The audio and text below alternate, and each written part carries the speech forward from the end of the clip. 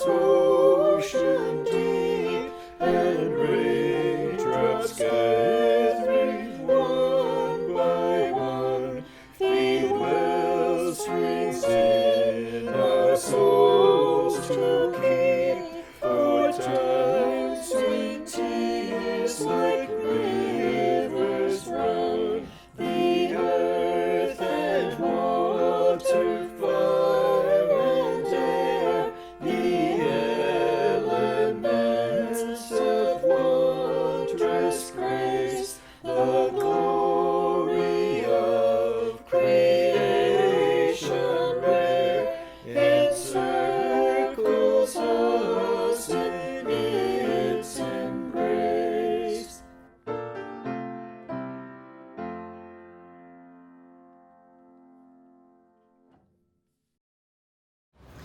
Good morning, and welcome to this online worship service from Neshoba Unitarian Universalist Church in Cordova, Tennessee. I am the Reverend Beth Lefever, pleased and privileged to serve as the minister of this congregation, and I am so very happy that you have chosen to be with us this morning. Our opening words are by Minot Judson Savage, 1841 to 1918, Unitarian minister, from the hymn. In wonder-working or some bush aflame, we look for truth and fancy it concealed. But in earth's common things, it stands revealed, while grass and trees and stars spell out the name. Let us be in worship together. And our board member Wes Mueller will now light our chalice. Hello everyone, I'm Wes Mueller, and I'm here to help y'all celebrate Cinco de Mayo. What's that, Beth? It's over? It's gone by? Oh well, never mind.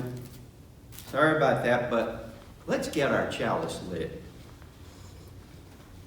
We ignite the flame of the chalice in the light of truth and understanding, the warmth of community and love, and the fire of passion and commitment.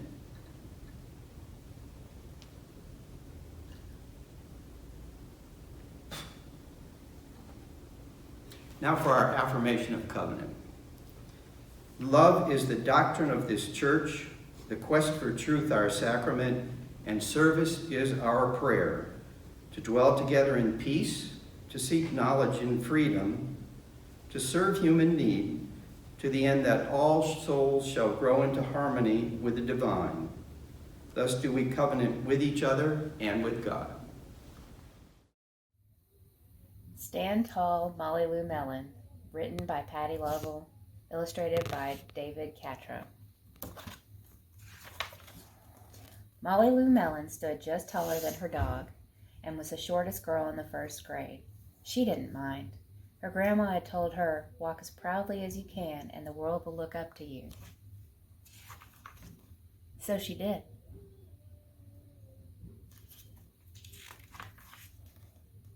Molly Lou Melon had buck teeth that stuck out so far she could stack pennies on them.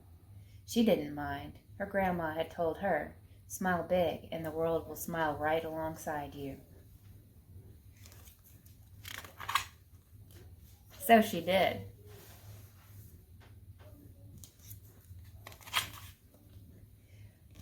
Molly Lou Melon had a voice that sounded like a bullfrog being squeezed by a boa constrictor. She didn't mind. Her grandma had told her, "Sing out clear and strong, and the world will cry tears of joy." So she did.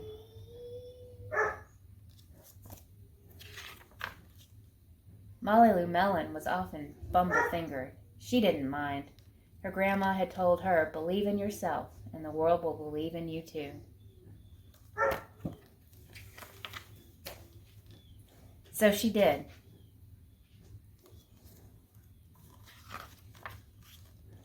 Then Molly Lou Melon moved to a new town. She had to say goodbye to her grandma and all of her friends.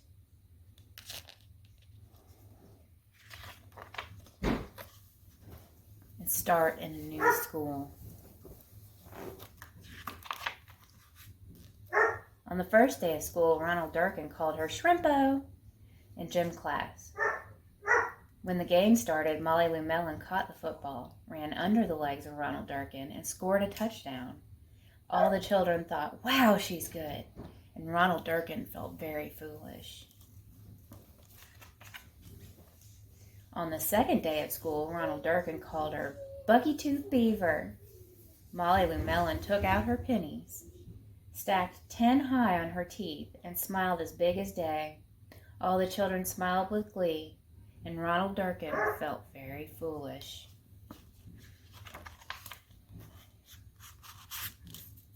On the third day of school, Ronald Durkin said, "You sound like a sick duck. Honk, honk." Molly Lou Melon sang out a quack so clear and strong that it made Ronald Durkin somersault backwards, hit his head, and have to go to the nurse. All the children cried with joy to be free of Ronald Durkin for the rest of the afternoon, and Ronald Durkin felt very foolish. On the fourth day of school, Ronald Durkin said that she'd made the snowflake all wrong. But Molly Lou Melon opened up her paper and revealed the most beautiful snowflake of all. All the children oohed and awed, even Ronald. On the fifth day of school, Ronald Durkin brought Molly Lou Melon a stacking penny for her tooth and smiled at her. That night, Molly Lou Melon took out a pencil and paper and wrote a letter to her grandma. "Dear Grandma, I wanted to tell you that everything you told me was exactly right. Love, Molly Lou Melon." Our offering words are by astronomer and educator Maria Mitchell. Small as is our whole system compared with the infinitude of creation, brief as is our life compared with the cycles of time, we are so tethered to all by the beautiful dependencies of law that not only the sparrow's fall is felt to the uttermost bound, but the vibrations set in motion by the words that we utter reach through all space, and the tremor is felt through all time. The words we utter, the hands we reach out in care, their tremors are felt through all time. Our morning offering will now be gratefully shared and received.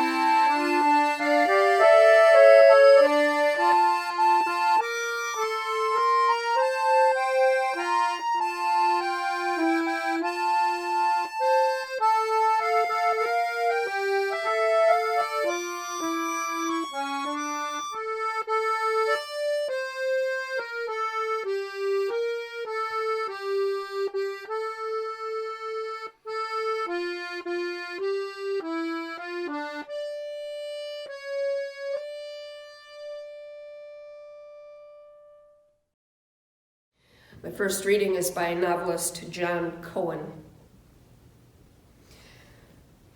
A quality that always amazed him about trees, the constancy of their temperature.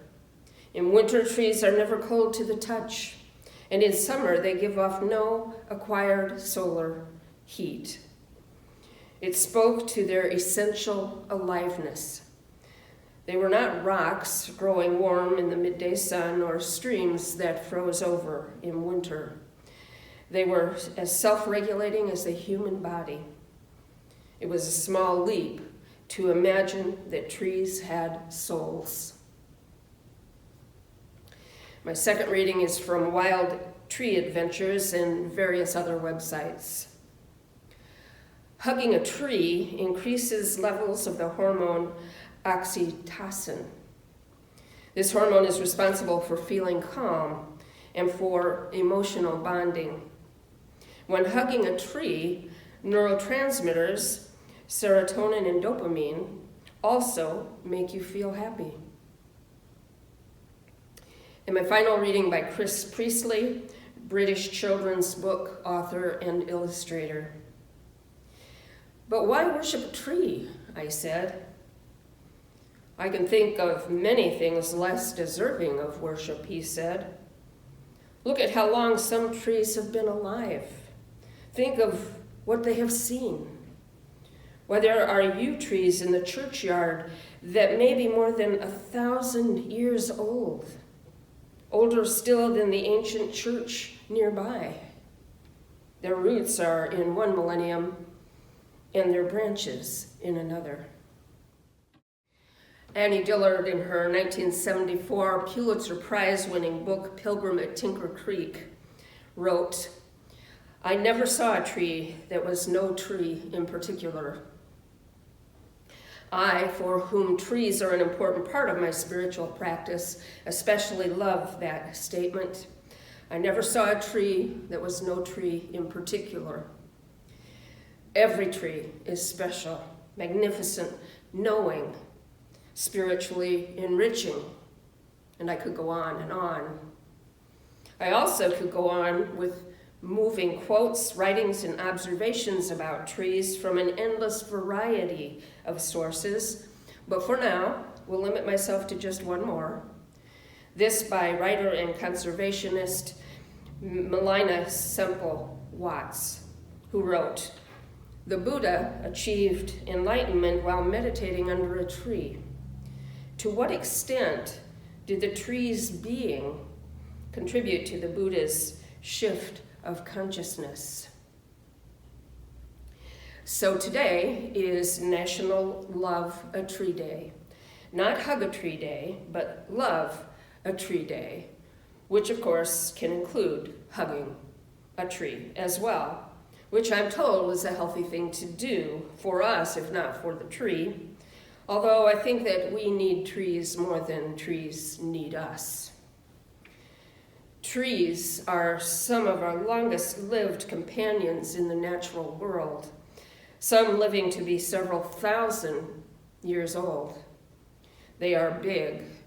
The tallest known tree in the world, a California redwood, is 379 feet tall, or the equivalent of a 38-story high-rise. Roughly. Very roughly the equivalent of a 38-story high-rise. They also are champions for the environment in reducing erosion, moderating the climate, providing oxygen, and removing carbon dioxide from the atmosphere. They provide homes for our creature friends, countless insects, birds, squirrels, and other such critters.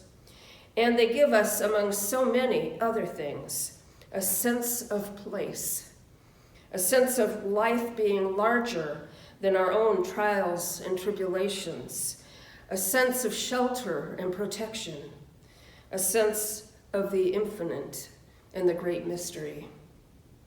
What child, having the good fortune of living in proximity to trees, has not gazed up through the branches and leaves, longing to try to figure out how to climb up into its high and welcoming arms? Who among us has not picnicked under a tree, or sat or lied beneath a tree, a sense of peace gently infusing our souls? Who has not felt a sense of coming home when approaching a tree attentively? Author Ruskin Bond wrote in his book, Rusty, the Boy from the Hills, "But the trees seemed to know me. They whispered among themselves and beckoned me nearer. And looking around, I noticed the other small trees and wild plants and grasses that had sprung up under the protection of the trees we had placed there. The trees seemed to know me. They beckoned me nearer." That has certainly become my experience since I first began what I think of as my communing with the trees. They seemed to know me. They beckoned to me. I've talked with you before about the profound experience I had at a spiritual retreat in Ohio while I was on sabbatical. Let me touch upon it again. The retreat leaders had assigned us to go out onto the grounds and select a thing of nature that particularly spoke to us and spend some time communing with that thing and journaling about it. I, who was still amidst the grieving process after my then ex-husband, after his recent death, stepped outside and immediately found a tree that literally seemed to call to me. I approached it, noting its feet buried firmly into the ground, its gouges and its scars, the moss growing up its sides, the tiny insects running up and down its heights. I poured out my heart to that tree, journaling to and about it and spending as much time as possible during the retreat week in its presence.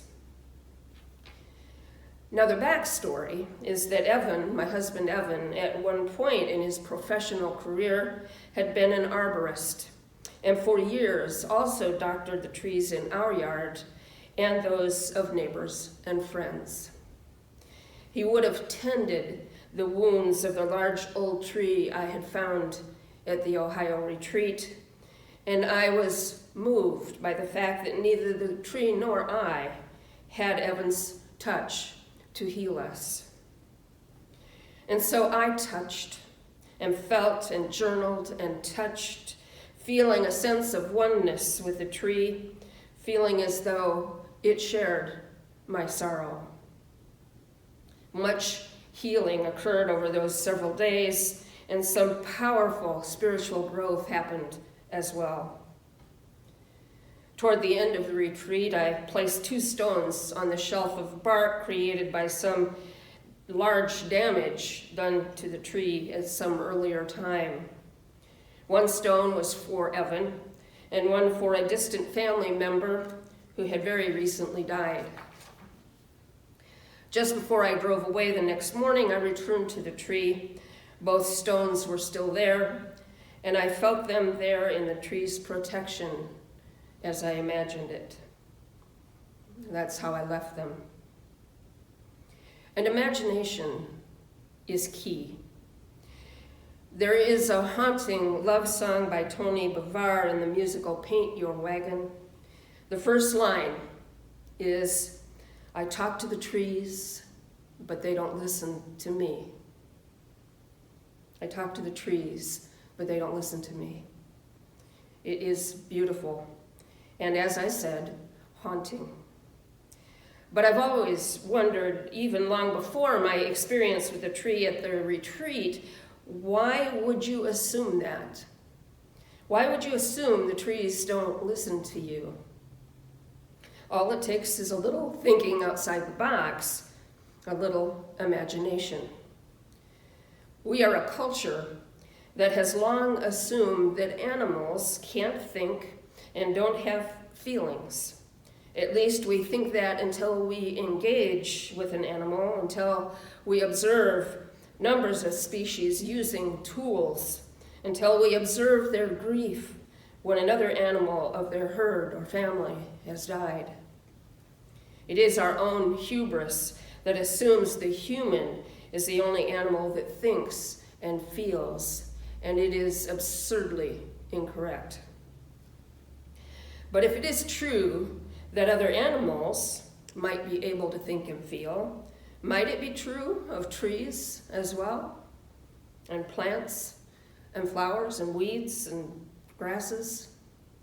Studies have shown that plants grow faster when talked to, and that they grow even faster still when the voice speaking is female. Studies have shown this to be true. We've known it for a long time. Why would we assume that living things don't coexist beyond the physiological and biological? But even if we are going to make that assumption, we can pretend as we did as children. We can pretend that the tree is far more real and lifelike and responsive than our adult scientific minds may want to believe. We can imagine that the tree, and I am talking specifically about trees here, that the tree resonates with me in some way beyond explanation, that the tree weeps with me and laughs with me and knows my presence and being. We can lean into that imagining and see where it takes us. Just see where it takes us. Imagination is the basis of all creation, really, of the creation of stories and symphonies and great art and poor art and inventions and mythology and much of religion. Imagination is the basis of everything that is, and certainly is the basis of many spiritual practices. Let us put aside our grown-up ways and let imagination guide us, at least occasionally. We can imagine the tree's life, all it has quietly observed and the countless lives that have walked beneath its boughs, all that it has seen and heard and weathered. We can imagine the nests it has harbored and the tiny birds who gathered their courage and leapt off its branches to fly. We can imagine the tickle of the squirrels running up and down its trunk and branches. We can imagine its boughs reaching up toward the sky, its leaves dancing in the breeze, its roots grounding us, its old and sapient being accompanying us as we make our way through life.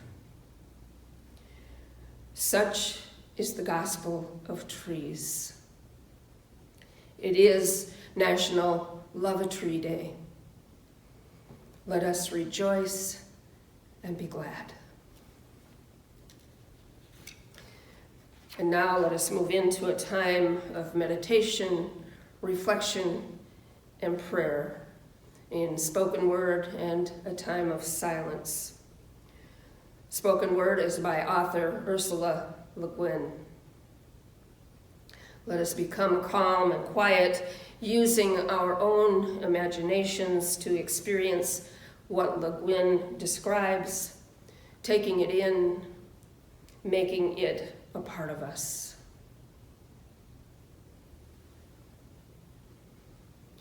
I went to the springs while the sun was still up, and sitting on a rocky outcrop above the cave mouth, I watched the light grow reddish across the misty pools and listened to the troubled voice of the water.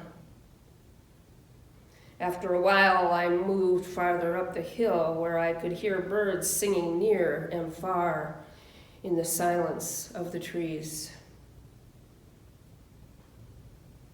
The presence of the trees was very strong. The big oaks stood so many, so massive in their other life, in their deep-rooted silence. The awe of them came on me, the religion.